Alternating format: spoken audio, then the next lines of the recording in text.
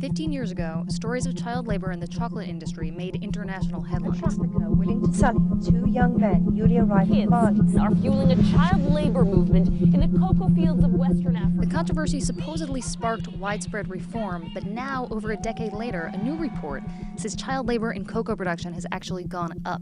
Fortune assistant managing editor Brian O'Keefe went to West Africa to investigate.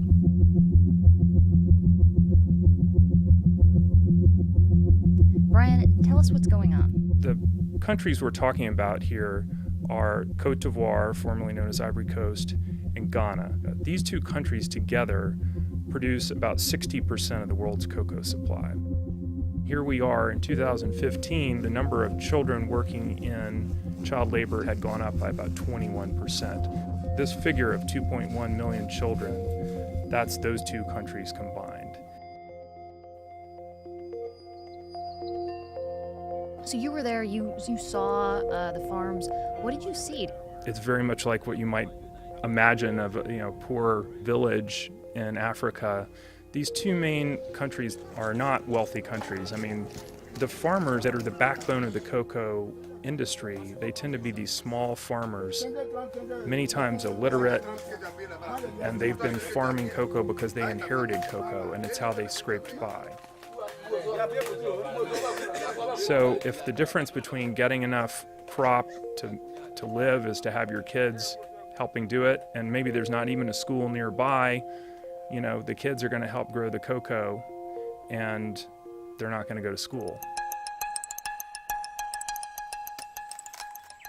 How much control and responsibility do the chocolate companies have over their supply chain, and what is the route that cocoa goes from the farm to the chocolate bar? So you have these European, US-based multinational companies, Nestle, Mars, Hershey. They're at the top of this chain. They buy their cocoa usually from big suppliers. The suppliers buy it from, ultimately, farmers.